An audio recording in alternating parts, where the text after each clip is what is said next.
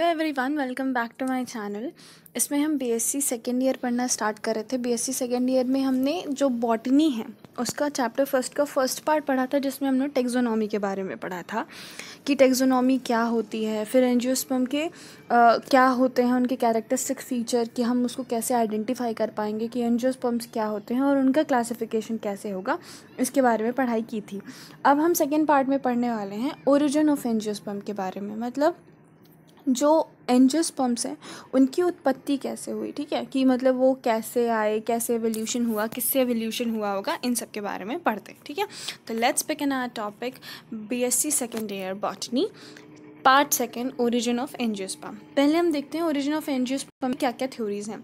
तो पहले बोलते हैं कि एंजियोस्पर्म्स जो हैं वो 65 मिलियन ईयर्स अगो आए थे। ठीक है, मतलब आज से अराउंड 65 मिलियन ईयर अगो ऐसा कोई टाइम हुआ होगा जब एंजियोस्पर्म्स की उत्पत्ति हुई होगी। मतलब जो पहला एंजियोस्पर्म हमको मिला है वो 65 मिलियन ईयर अगो का मिला है। फिर सेकेंड चीज़ ये कहता है कि जो चार्ल्स डार्विन थे, एक बहुत बड़े आपको कह सकते हैं साइंटिस्ट थे, इन्होंने बहुत ऐसा ट्रैवल किया था दुनिया। तो इन्होंने क्या बोला, इन्होंने बोला कि ऐसा है कि बहुत मिस्टीरियस तरीके से, बहुत रहस्यमयी तरीके से, पता नहीं कैसे एक पर्टिकुलर पीरियड में, जिसको हम कहते हैं क्रेटेशियस पीरियड, उस पीरियड में जो एंजियोस्पर्म है उनका हमको उत्पत्ति देखने को मिली। मतलब ऐसा नहीं था कि हमको कोई लिंक देखने को मिला कि जैसे देखो, तुम अगर कंसीडर करो कि एक एनिमल है, मान लो गाय। ठीक है, गाय और इंसान में अगर तुम सिमिलैरिटी शो करोगे तो तुमको बहुत कम दिखेगा कि दोनों में कुछ कॉमन है, बहुत कम कॉमन दिखेगा। पर वहीं बंदर और इंसान में सिमिलैरिटी शो करोगे तो तुमको समझ में आएगा कि हाँ, बंदर कहीं ना कहीं इंसान से मिलता है। ठीक है, तो जो चार्ल्स डार्विन थे उनका ये कहना था कि ऐसा कुछ बंदर जैसा आया ही नहीं जिससे तुम कोरिलेट कर सको कि हाँ, पहले ये रहा होगा, ये प्लांट रहा होगा, फिर ये इवॉल्व होके एंजियोस्पर्म्स में डेवलप हुआ होगा। उनके लिए ये था कि ये सडनली कहीं से आ गए और इनका जो अपीयरेंस है, इनका जो एवोल्यूशन हुआ, जो लिंक है, वो बहुत ही अननोन है, बहुत मिस्टीरियस है, किसी को पता नहीं है कि कैसे हुआ। ठीक है, जो फॉसिल्स रिकॉर्ड हुए हैं, फॉसिल्स का मतलब जानते हो, फॉसिल्स का मतलब ये होता है जैसे मान लो कोई पेड़ है, ठीक है, वो ज़मीन के नीचे दब गया। ठीक है, उसके ऊपर मिट्टी पड़ गई, जैसे मान लो ये पेड़ दब गया, ये ट्री है, इसके ऊपर मिट्टी पड़ी। तो जब हम इसकी खुदाई करेंगे तो हमको ये पेड़ हो सकता है इसके कुछ पार्ट मिल जाएं। ठीक है, तो वो पुराने पार्ट को हम फॉसिल कहते हैं। या तो फिर जैसे अगर हम इसको गड़ा देंगे तो एक डिज़ाइन जैसा बन जाएगा ज़मीन में, है ना, तो वो हमको मिल जाए, तो इन सब को हम कहते हैं फॉसिल। तो जब हमको कोई ऐसा फॉसिल मिला जो एंजियोस्पर्म का था, उससे भी हमको ये समझ में आया कि हाँ, ये बात सही है कि अचानक से क्रिस्टेशियन पीरियड में हमको 65 मिलियन ईयर अगो एंजियोस्पर्म्स का जो ओरिजिन है वो दिखता है। 1905 में ये बिलीव किया जाता है कि ये बिलीव किया जाने लगा। 1906 में ये लोगों को लगने लगा कि हो सकता है कि जो एंजियोस्पर्म है ये म्यूटेशन के कारण आए हों। म्यूटेशन का क्या मतलब होता है, जब भी रिप्रोडक्शन होता है ना, तो क्या होता है, डीएनए ट्रांसफ़र होता है मम्मी पापा से बच्चों में। ठीक है, लेकिन फिर भी जो बच्चा रहता है वो एग्जैक्ट मम्मी या पापा के जैसा नहीं दिखता। क्यों नहीं दिखता? क्योंकि जब भी डीएनए ट्रांसफ़र होता है तो कुछ ना कुछ चेंज हो जाता है, कुछ ना कुछ डिफरेंस आ जाता है। जैसे तुम मान लो कि तुमने क्वेश्चन पेपर लिया, ठीक है, तुमको उसकी फ़ोटोकॉपी करानी है, तो तुम एक फ़ोटोकॉपी कराओगे, उस फोटोकॉपी से दूसरी फ़ोटोकॉपी कराओगे, तो तुमको जब बहुत सारी फ़ोटोकॉपी करा लोगे तो तुम्हें पता चलेगा कि जो मेन ओरिजिनल कॉपी थी और जो तुम्हारी फ़ोटोकॉपी, उसमें कुछ ना कुछ डिफरेंस आ जाता है। जैसे या तो इंक कहीं गिर गई ज़्यादा तो वो नहीं दिखता है कि वो वर्ड क्या है, या तो बहुत लाइट प्रिंट हुआ तो आपको वर्ड ही नहीं समझ में आती कि क्या लिखा हुआ है ना। तो क्या होता है, डिफरेंस आ जाता है। वो किसके कारण हुआ? किसी भी कारण से हो सकता है कि हाँ, जो ओरिजिनल कॉपी है और जो हमने फ़ोटोकॉपी लगाई उसमें थोड़ा डिफरेंस है ना। सेम चीज़ रिप्रोडक्शन में होता है, जो मम्मी पापा हैं और जो बच्चे, उनमें थोड़ा डिफरेंस आ जाता है। उसी डिफरेंस आने की प्रक्रिया को, वो जो गलती होती है जिसके कारण डिफरेंस आ जाता है, उसको हम कहते हैं म्यूटेशन। तो 1906 में लोगों को लगने लग गया कि ये जो एंजियोस्पर्म है ये म्यूटेशन के कारण आए होंगे, किसी पेड़ में रिप्रोडक्शन हुआ होगा और उसका जो ऑफस्प्रिंग पैदा हुआ, उसके जो नए पेड़ की उत्पत्ति हुई, उसमें क्या हुआ, म्यूटेशन के कारण वो बिल्कुल ही अलग पेड़ आ गया, वो बिल्कुल ही एकदम एंजियोस्पर्म हो गया। ठीक है, फिर 1936 में ये बिलीव किया जाने लग गया कि ये जो एंजियोस्पर्म है इन्होंने बहुत सारे जिम्नोस्पर्म्स को रिप्लेस कर दिया होगा। मतलब देखो, ऐसा होता है कि हर एक टाइम पे, ठीक है, तुम किसी भी टाइम पे अगर अर्थ को उठा के देख सकते अगर, तो तुमको पता चलता कि अलग अलग टाइम पे अलग अलग चीज़ें डोमिनेट करती हैं। डोमिनेट का क्या मतलब होता है, जैसे एक टाइम था जब पूरे धरती में माना जाता था कि कोई ऑर्गेनिज्म ही नहीं थे, है ना। फिर धीरे धीरे एक टाइम आया जब डायनासोर्स थे। एक टाइम आया जब सिर्फ रेप्टाइल्स हुआ करते थे। अब एक टाइम आया है जिसमें हर तरीके के जानवर आपको मिल जाते हैं, ठीक है। तो जिस तरीके के जानवर आपको मिलते थे, जैसे आपको एक एक टाइम पे सिर्फ डायनासोर मिलते थे, तो उनका क्या हुआ, डोमिनेंस हुआ, ठीक है। तो एक टाइम था जब जिम्नोस्पर्म्स का डोमिनेंस था। उसके बाद जब एंजियोस्पर्म आए, तो उन्होंने क्या किया, बहुत सारे जिम्नोस्पर्म्स को रिप्लेस कर दिया। जैसे एक जंगल है, वहाँ पे अभी पेड़ों का डोमिनेंस है, पेड़ ही पेड़ रहते हैं। फिर वहाँ आदमी चले गए, तो उन्होंने बहुत सारी जगह कटाई कर दी। तो कहीं पे उन्होंने घर बना लिया, कहीं पे खेत बना लिए, ऐसे ही बहुत सारे जिम्नोस्पर्म होते थे। जब एंजियोस्पर्म आए तो उन्होंने बहुत सारे जिम्नोस्पर्म को रिप्लेस कर दिया और वो अपनी जगह बना ली उन्होंने, ठीक है, अर्थ पे। इसीलिए जिम्नोस्पर्म्स के डोमिनेंस ख़त्म हो गया। अब पॉसिबिलिटीज़ ऑफ ओरिजिन, अब ये थोड़ा ऐसा वेग सा टॉपिक है। मतलब लोगों ने ऐसे सोचा कि हो सकता है ऐसे ओरिजिन हुआ हो या ऐसे ओरिजिन हुआ हो। मतलब आपको बहुत अजीब लगेगा कि काफ़ी साइंटिस्ट की जो थ्योरीज़ होती हैं ना, वो सुनने में ऐसी बहुत अजीब सी लगती हैं। जैसे ह्यूमन एवोल्यूशन की जो थ्योरी थी कि धरती पे जीवन कैसे आया होगा, तो एक आध दो लोगों ने थ्योरी ऐसी दी थी कि कीचड़ रहा होगा, कीचड़ से अपने आप मच्छर पैदा हो गए होंगे। किसी ने शर्ट पहना होगा, उसमें पसीना लग गया होगा और उस पसीने से चूहे पैदा हो गए होंगे। इट वाज लाइक कि कहीं से भी कोई भी थ्योरी बना रहे थे, ठीक है। तो सुनने में थोड़ा वेग सा लगता है, पर एक्चुअली उस टाइम की जो हायर लेवल थिंकिंग थी, मतलब उस टाइम पे तुम बहुत ज़्यादा जो सोच सकते थे, जैसे अभी हम बहुत सारी चीज़ें सोच सकते हैं ना। जैसे कि हम वीडियो कॉल करते हैं, लेकिन अपने दादाजी या उनके पीछे जाएंगे आप, तो वो लोगों ने कभी ऐसा सोचा नहीं होगा। तो उनके लिए सबसे ज़्यादा जो दूर तक सोचना रहा होगा वो ये रहा होगा कि कभी ऐसा दिन आएगा जब हम लोग दूर दूर रह के बात कर पाएंगे, है ना। तो ऐसा ही उस टाइम के लिए ये बहुत एडवांस्ड सी चीज़ थी ऐसा बोलना, पर अब वो वेग लगता है, ठीक है। तो ऐसी साइंटिफिक थ्योरीज थी। तो ऐसी ही कुछ साइंटिफिक थ्योरीज हम जिम्नोस्पर्म्स के बारे एंजियोस्पर्म्स के बारे में पढ़ने वाले हैं। तो पहले एक साइंटिस्ट हैं जो कहते हैं कि जो एंजियोस्पर्म्स हैं वो मोनोपैलेथिक हैं। मोनोफैलेथिक का क्या मतलब होता है कि उनकी जो ओरिजिन है वो एक ही स्पीसीज से हुई होगी।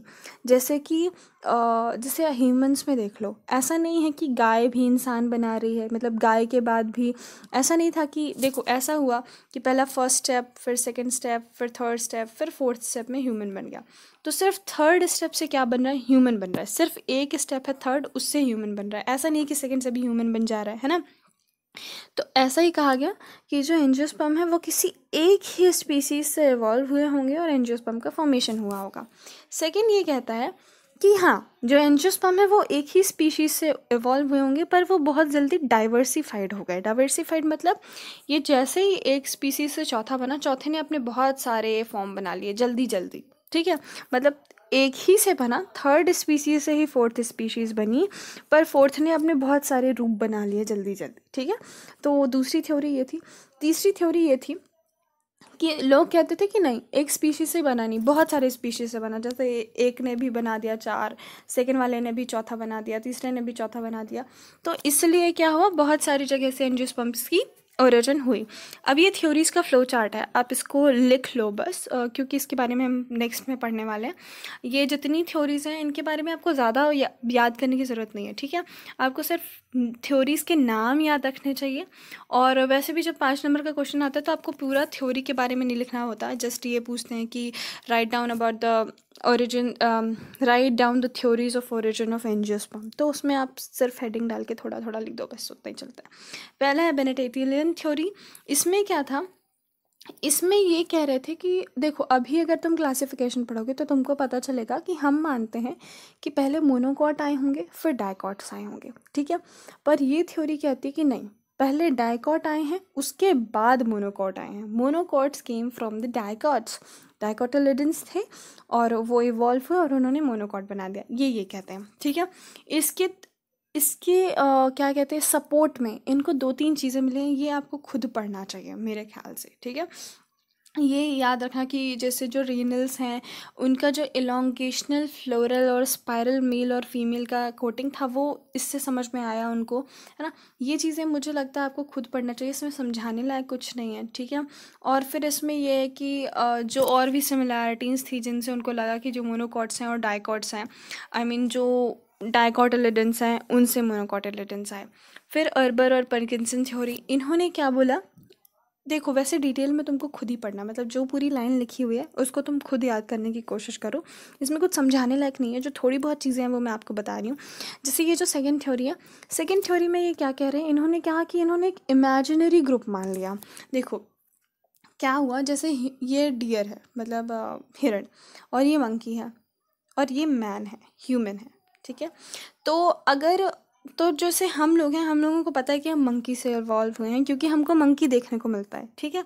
इन्होंने क्या माना, इन्होंने माना कि मंकी रहे होंगे पर वो मिल नहीं रहे हैं, तो उन्होंने खुद इमेजिन कर लिया मंकी को, ठीक है। तो इन्होंने एक ग्रुप माना जिसको इन्होंने कहा हेमी एंजियोस्पर्म। हेमी का मतलब क्या होता है, थोड़ा थोड़ा एंजियोस्पर्म जैसा होगा ये, ठीक है। तो मतलब एक ऐसा ग्रुप इन्होंने सोचा कि कोई ग्रुप रहा होगा जो थोड़ा थोड़ा जिम्नोस्पर्म जैसा रहा होगा, थोड़ा थोड़ा एंजियोस्पर्म जैसा रहा होगा, ठीक है। और उसने उससे फिर एंजियोस्पर्म का एवोल्यूशन हुआ होगा। देखो चार्ल्स डार्विन ने क्या कहा था कि कोई कनेक्शन ही नहीं है, जैसे डियर से सीधे ह्यूमन बन रहा है, ठीक है। तो उन्होंने बोला कि मिस्टीरियसली ह्यूमन बन गया, बहुत ज़्यादा चेंजेस हुए होंगे तब इंसान बना होगा। लेकिन सेकेंड थ्योरी ने क्या कहा कि नहीं, डियर के बाद कोई ग्रुप रहा होगा जो थोड़ा थोड़ा इंसानों जैसा रहा होगा, बंदर मान लो, और वो इवॉल्व हो गया होगा एंजियोस्पर्म में और उसके बाद ये खो गया होगा, ठीक है। तो ये थ्योरी दी थी अर्बन एंड पर्किंसन ने। फिर हटचिंसन, आई डोंट नो इसको कैसे प्रोनाउंस करते हैं, आप इसको अपने तरीके से देख लेना, हटचिंसन, आई डोंट नो, ठीक है। इन्होंने क्या बोला, इन्होंने बोला कि हाँ जो एंजियोस्पर्म है वो मोनोफाइलेटिक हैं। मोनोफाइलेटिक का मतलब सिर्फ एक प्लांट से इवॉल्व हुए हैं, वो इन्होंने मान लिया। और ये जो पहली थ्योरी थी उसको सपोर्ट करते थे।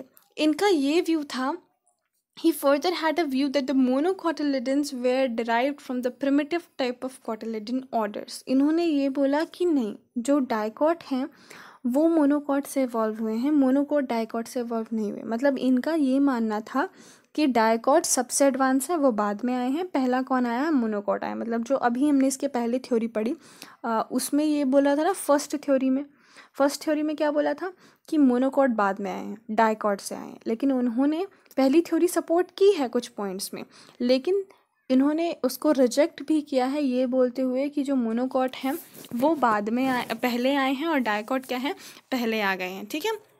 तो ये छोटी छोटी चीज़ें याद रखने लायक है, बाकी तो इतना कुछ हार्ड है नहीं इसमें, ठीक है। फिर कॉनिफल्स, इन्होंने क्या कहा, इन्होंने बोला कि जो एंजियोस्पर्म्स हैं वो साइकेडेलिडन से ओरिजिन हुए हैं, ठीक है। इनका व्यू था कि जो डाइकॉट्स हैं एंड मोनोकॉट्स हैं have arisen independently from hypothetical group of angiosperm. इनका ये मानना था कि मोनोकॉट, अभी तक क्या बात हो रही थी कि मोनोकॉट से डाइकॉट हुआ है, ठीक है। दूसरी थ्योरी ने क्या बोली, डाइकॉट से मोनोकॉट हुआ है। इन्होंने बोला नहीं, ऐसा कुछ है नहीं, एक कोई प्लांट रहा होगा उसने मोनोकॉट दिया होगा, दूसरा कोई प्लांट रहा होगा जो डाइकॉट दिया होगा। मतलब उनका क्या कहना है, दोनों एक दूसरे से रिलेटेड ही नहीं है। जिसे फर्स्ट थ्योरी ने कहा कि जो मोनोकॉट है वो डाइकॉट की पापा है, ठीक है। थर्ड थ्योरी ने कहा कि जो डाइकॉट है वो मोनोकॉट के पापा हैं। लेकिन जो ये थ्योरी आई, इन्होंने कहा ऐसा कुछ नहीं है, जो डाइकॉट है वो किसी और का बच्चा है, जो मोनोकॉट है वो किसी और का बच्चा है, दोनों में कोई रिलेशन ही नहीं है। इस चीज़ को इन्होंने बोला, ठीक है। और इन्होंने कंसीडर किया कि monocots to be more primitive than dicots. मतलब इन्होंने भी ये बात बोली कि जो मोनोकॉट हैं वो पहले आए हैं डाइकॉट से। प्रिमिटिव का मतलब क्या होता है, पहले आना। जेनेटिलियंस थ्योरी बहुत इजी है, इसमें कुछ पढ़ने का नहीं है। इसमें क्या कहता है कि जो एंजियोस्पर्म्स हैं वो जेनेटिलियंस से आए हैं, थोड़ी बहुत सिमिलैरिटीज़ बता देता है जो ज़्यादा इंपॉर्टेंस नहीं रखती हैं। फिर इस थ्योरी में क्या कहता है, इन्होंने कहा कि एक ग्रुप है, ठीक है, वो हमको मिला है during Jurassic period, I am sorry, सबने देखी होगी जुरासिक पार्क, ठीक है। तो उस पीरियड में एक टाइम था अर्थ में, ठीक है, जिसको हम कहते हैं जुरासिक एरा। तो उस एरा में एक ग्रुप ऑफ प्लांट्स मिलते थे जो थोड़े बहुत एंजियोस्पर्म्स जैसे दिखते हैं। तो इन्होंने बोला कि मतलब उन्हीं से एंजियोस्पर्म्स इवॉल्व हुए होंगे, कैसे इनको नहीं पता, पर उससे हुए होंगे, इन्होंने ये मान लिया। अब टेरुडोस्पर्म्स थ्योरी, टेरिडोफाइट सुना है और एंजियोस्पर्म सुना है, इन्होंने दोनों को मिला के एक टर्म बना दिया टेरिडोस्पर्म।